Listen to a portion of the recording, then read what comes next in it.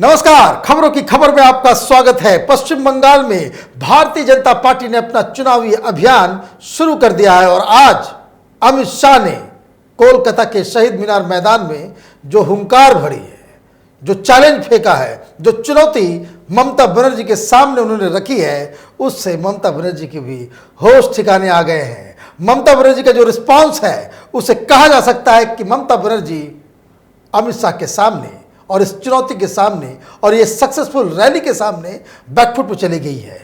तृणमूल कांग्रेस की तरफ से किस तरह की बहानेबाजी और किस तरह का रिस्पांस दिया जा रहा है अमित शाह के इस रैली के ऊपर, उस पर मैं आऊंगा, लेकिन पहले समझते हैं कि दरअसल अमित शाह और मोदी ने वो कौन सी पॉलिसीज, वो कौन से इश्यूज, वो कौन से मुद्दे, या यूं कहे बंगाल को जीतने का जो वो मास्टर प्लान है वो किन मुद्दों पर आधारित है।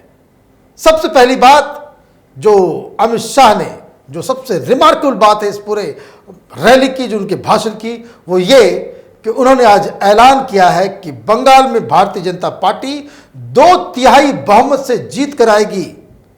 2/3 बहुमत बंगाल में पाना बीजेपी के लिए कोई आसान काम नहीं है, क्योंकि पिछली बार भी जो लोकसभा में जो रिजल्ट आए थे उसमें 42 सीटों में से सिर्फ 18 सीटें ही भारतीय जनता पार्टी के पास था। सवाल यह है कि क्या लोकसभा चुनाव के बाद जो मोमेंटम बीजेपी का जो स्ट्रांग होने का था वो मोमेंटम बरकरार है या फिर उसमें कुछ रुकावटें, कुछ दिक्कतें पैदा हुई हैं। और ये जो बहुत सारे लोग कहते हैं कि जैसे दिल्ली, महाराष्ट्र, हरियाणा, बिहार जो चुनाव होने वाले हैं, झारखंड, इसके नतीजों का भी क्या असर बंगाल के ऊपर होने वाला है। बीजेपी की स्ट्रेटजी ये है कि वो वैसे मुद्दों को, स्थानीय मुद्दों को उठाए जिससे ये जो नेशनल इम्पैक्ट, जो बहुत सारे पॉलिटिकल पंडित ये कहते हैं कि इसका असर इस पे होगा, इस चुनाव का असर इस पे होगा, उस असर को खत्म करने के लिए बीजेपी ने वेस्ट बंगाल के चुनाव को बाकायदा बिल्कुल ही लोकलाइज रखा है। और यही अक्लमंदी जो बीजेपी दिल्ली में नहीं कर पाई थी। दिल्ली में आपको याद होगा कि पूरा का पूरा चुनाव, जो पूरा प्लानिंग जो थी, वो आप लड़ रहे थे किस चीज पे? तो आप लड़ रहे थे सर्जिकल स्ट्राइक पे, पाकिस्तान, तो बहुत सारे जो नेशनल इंटरनेशनल इश्यूज थे उसके ऊपर। और आम आदमी पार्टी और केजरीवाल वो लोकल मुद्दे पे यहां पे चुनाव लड़ रहे थे।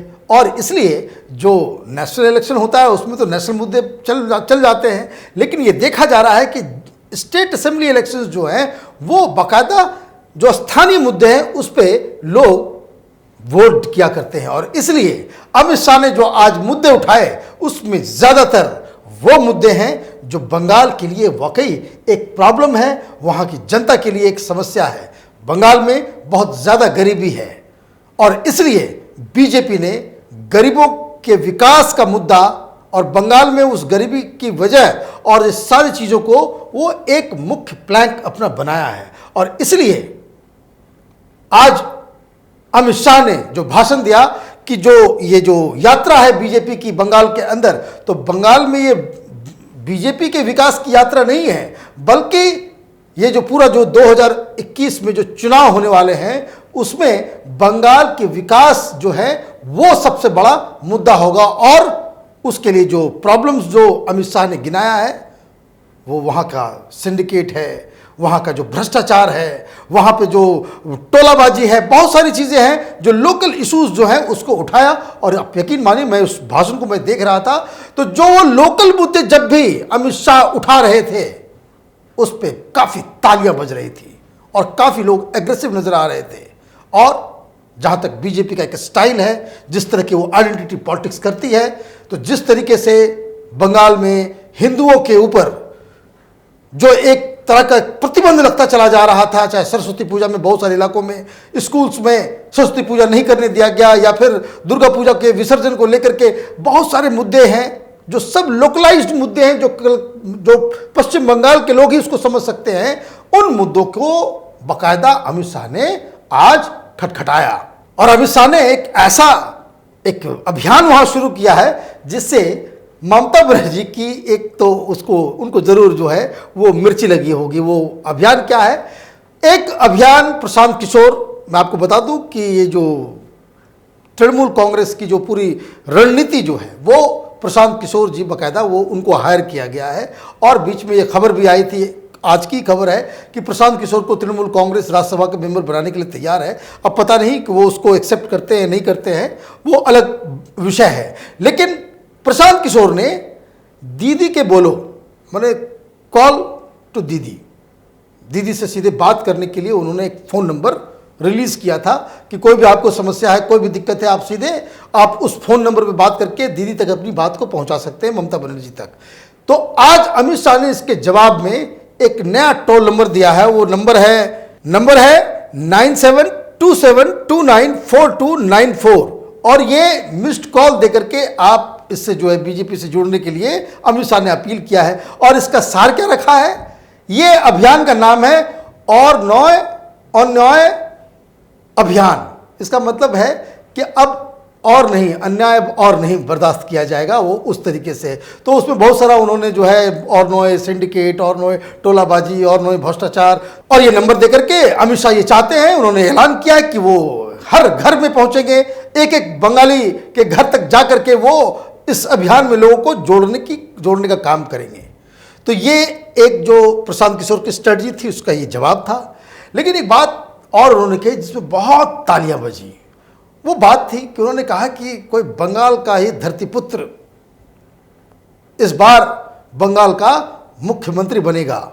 और उन्होंने तंज भी कसा कि यहाँ कोई शहजादा अगला लीडर नहीं बनने वाला है बंगाल का। ये अभिषेक बनर्जी के ऊपर, जो ममता बनर्जी के भतीजे हैं, उनके ऊपर तंज कसा गया है और बहुत ज़्यादा इस बात पे जो है वो तालियां वो बटोरे। लेकिन मुद्दे की बात यह है कि बीजेपी अब आगे, चाहे वो बिहार हो या बंगाल हो, वहाँ चुनाव लड़े और राम मंदिर की बात ना हो, ये तो पॉसिबल है नहीं। और इसलिए जैसे ही अमित शाह ने ये ऐलान किया कि बहुत जल्दी कुछ ही महीनों में आसमान को छूने वाला एक मंदिर अयोध्या में बनने वाला है, वहाँ जैसे लोगों का रिस्पांस ऐसा था और जय श्री राम के नारे भी लगाए गए। तो कहने का मतलब है कि बीजेपी अपने पुराने एजेंडे के साथ साथ बंगाल में जो लोकल इश्यूज हैं उसको लेकर के ये चुनाव लड़ने वाली है। लेकिन इसका अंकगणित क्या है? समझने वाली बात यह है कि कुल मिलाकर के बीजेपी को वहाँ पे सरकार बनाने के लिए 148 सीट्स जीतने हैं। आप ये समझ लीजिए, 148 सीट्स जो है वहाँ पे उनको जीतना पड़ेगा। 298 जो है टोटल स्ट्रेंथ है असेंबली का, और इस 298 सीट्स में से 88 सीट्स ऐसे हैं जहां मुस्लिम बहुल इलाका है। वहां पे बीजेपी की जीत बहुत ही मुश्किल होगी, क्योंकि मुसलमान तो वोट देंगे नहीं, क्योंकि जिस तरह के मुद्दे ये उठ रहे हैं। तो 88 सीट्स अगर चले जाते हैं तो इसमें बचता कितना? 210 सीटें। 210 सीटों में जो हमारा अपना आकलन है वो ये है कि फिलहाल 60 से 70 सीटें बीजेपी के खाते में तो है, कि जिस तरीके से ये माहौल जो वहाँ पे बदला है, जो तब्दील हुई है। लेकिन अभी बीजेपी को 90 सीट्स और मैनेज करने हैं। बड़ा सवाल ये है कि ये बीजेपी इस गैप को क्या वो फुलफिल कर पाएगी। मैं आपको एक बात और बता दूं कि जो 88 सीट्स हैं, वो जो मुस्लिम बहुल इलाकों में जो सीट्स हैं वो सारे के सारे तृणमूल के कैप्चर में नहीं हैं। वहाँ बहुत सारों पे सीपीएम और कांग्रेस पार्टी का अभी भी अधिकार है, और इसलिए ये बहुत, इसका अंकगणित बहुत ही अजब है। और इसलिए बीजेपी को जीतने के लिए बंगाल में बहुत कड़ी मेहनत करनी पड़ेगी। बीजेपी वहाँ पे ज़रूर राम मंदिर का, दुर्गा पूजा का, सरस्वती पूजा का इस मुद्दे को उठाएगी। और जैसा कि दिख भी रहा है कि आज अमित शाह इस रैली के बाद वो काली मंदिर भी गए और वो एक मैसेज भी देना चाहते हैं कि प्रो हिंदू, प्रो एक आइडेंटिटी पॉलिटिक्स जो बीजेपी ब्रांड ऑफ पॉलिटिक्स है वो उसे करना चाह रहे हैं। लेकिन सवाल ये है कि ममता बनर्जी ने कैसे इसके ऊपर रिएक्ट किया। अब ममता बनर्जी के साथ दिक्कत क्या है कि ममता बनर्जी 10 साल से मुख्यमंत्री हैं और ये सरकार परिवर्तन के नाम पे आई थी। एक जो वामपंथियों ने जो 35 साल तक जो वहां पे रूल किया था, उसने बंगाल को पूरे अंदर से खोखला कर दिया था। आप ये समझ लीजिए कि one of the worst kind of governance, Hindustan में अगर कोई सबसे निहायत ही बकवास किस्म का गवर्नेंस का अगर कोई मॉडल है तो वो वामपंथियों का मॉडल है, बंगाल का मॉडल है। वहाँ पे गुंडागर्दी से लेके सिंडिकेट से लेकर के आप ये समझ लीजिए कि वहाँ वो सारा प्रशासन ही पॉलिटिसाइज था। गरीबी बढ़ती चली गई, ये सबसे ज़्यादा बकवास करते हैं, गरीबी से आज़ादी और ब्ला ब्ला, ये सारे जो वामपंथी हैं इस देश में, और उसको एक बाकायदा एक आइडियोलॉजिकल मीडिया से दूर रख करके वहाँ की हकीकत बताई नहीं जाती थी। मैं आपको बता दूं, वहाँ गरीबी इस हालत की है कि वहाँ पे लोग चूहे को मार के खाते हैं। ये स्थिति है बंगाल की हकीकत, लेकिन मीडिया, ये वामपंथी लोग ये हकीकत कभी नहीं बताएंगे। ये हिंदुस्तान का सबसे पिछड़ा और सबसे गरीब इलाकों में से एक है जिसकी हकीकत देश को पता नहीं है। और इसीलिए जब ममता बनर्जी ने परिवर्तन का नाम दिया था कि वो आकर के सब कुछ बदल देंगी, वो बदलाव अभी भी दिखता नहीं है। सीपीएम की गुंडागर्दी जो है वो रिप्लेस होकर के तृणमूल कांग्रेस की गुंडागर्दी में तब्दील हो गई। इससे ज़्यादा कुछ परिवर्तन नहीं हुआ और इसलिए वहाँ ना विकास है, वहाँ ना नौकरी है। और मैं आपको बता दूं, ये सारे जो तथाकथित हिंदुस्तान के अंदर में जो लेफ्ट लिबरल मीडिया है, ये कभी ममता बनर्जी से या बंगाल में या वामपंथियों से ये सवाल नहीं पूछेंगे भाई नौकरी कहाँ है, जॉब्स कहाँ हैं। क्यों? क्योंकि वो एक एजेंडा में चलते हैं, लेकिन हकीकत तो हकीकत है।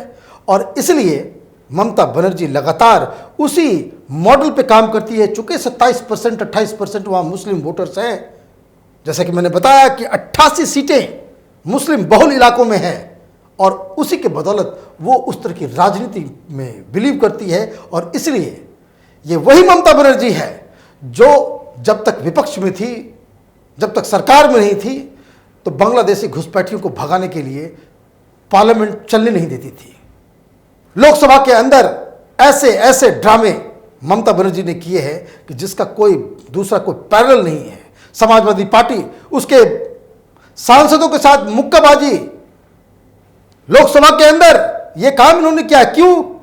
कि बांग्लादेशियों को भगाओ, घुसपैठियों को भगाओ। लेकिन अब यही ममता बनर्जी इस सीए के खिलाफ कि बांग्लादेशी घुसपैठी को कौन लेकर के जाएगा, उनका आज जब अमित शाह ने इस मुद्दे को उठाया, ये बंगाल का एक बहुत सेंसिटिव मुद्दा है। वहाँ के जो लोकल लोग हैं वो चाहते हैं कि बांग्लादेशी घुसपैठी पश्चिम बंगाल से वापस बाहर जाएं, और इसलिए ममता बनर्जी और बीजेपी के बीच इस मुद्दे पे अगर कहीं लड़ाई होनी है तो वो पश्चिम बंगाल है। और वहाँ पे ममता बनर्जी को इस मुद्दे पे घेरने के लिए अमित शाह और मोदी ने वो पूरी रणनीति उन्होंने बना ली है। और चूंकि ये पूरा खेल बंगाल के ऊपर ही आधारित है, चाहे एनआरसी हो चाहे कुछ हो, तो ये जो प्रॉब्लम है, जो वहाँ का जो हिंदू पॉपुलेशन है, वो इस बात को समझ रहा है, जान रहा है, और ममता बनर्जी की इस दोगली राजनीति को भी समझ रहा है कि ये वही ममता बनर्जी है जो कल तक घुसपैठियों को भगाने के लिए लड़ रही थी और उनका वोट लेकर के गई और सरकार में आई, और अब सरकार बनाने के बाद वो ठीक उल्टा राग गा रही है। तो बीजेपी के सामने ये एक अपॉर्चुनिटी है साबित करने का। और ममता बनर्जी जानती है कि एक ऐसा मुद्दा है कि जिसकी वजह से वो जो वहाँ के हिंदू वोटर्स हैं उसके सामने पूरी तरीके से एक्सपोज हो सकती है। और इसलिए अमित शाह की रैली के फौरन बाद तृणमूल कांग्रेस का जो रिएक्शन है वो वाकई हैरान करने वाला है। क्यों? क्योंकि ये वही आजमाया हुआ प्रशांत किशोर का पुराना टोटकाबाजी और पुराना जो स्ट्रेटजी जो है, जो उन्होंने बिहार में, यूपी में, हर जगह वो लगाते हैं, आउटसाइडर्स, कि ये मोदी अमित शाह आउटसाइडर हैं। तृणमूल कांग्रेस का ये रिस्पॉन्स बाकायदा वो आप कह सकते हैं कि वो प्रिडिक्टेड था कि अमित शाह की रैली के फौरन बाद ये तृणमूल कांग्रेस के हर लोग आज शाम में आप देखेंगे कि हर टेलीविजन चैनल पे ये कहेंगे कि ये गुजरात के ये तो गुंडे हैं, तो ये हैं, तो वो सारी बातें कि ये आउटसाइडर्स हैं। और इसीलिए इसके काट के लिए जो बात अमित शाह ने कही कि जो बंगाल में जो मुख्यमंत्री होगा वो बंगाल का एक धरतीपुत्र होगा, अमित शाह और ममता में ये राजनीतिक चुनावी उठापटक वो चलते रहेंगी, क्योंकि बंगाल का इलेक्शन बीजेपी के नाक का सवाल है। क्योंकि बंगाल एक ऐसा प्रदेश है जहां बीजेपी के लिए, बीजेपी के आइडियोलॉजी के लिए, जो बीजेपी की जो नीतियां हैं उसको टेस्ट करने का और उसको साबित करने का कि बीजेपी जिन नीतियों पे अब तक काम करती आई है वो सही है, उसका वो लिटमस टेस्ट होना है। और इसलिए बंगाल का चुनाव एक बहुत ही इंपॉर्टेंट चुनाव होने वाला है। हमारी नज़र इस पे बनी रहेगी। आप देखते रहिए कैपिटल टीवी। हमारे वीडियोस को लाइक कीजिए, शेयर कीजिए और हमारे चैनल को सब्सक्राइब कीजिए। धन्यवाद। तो 12 मिनट का हुआ होगा।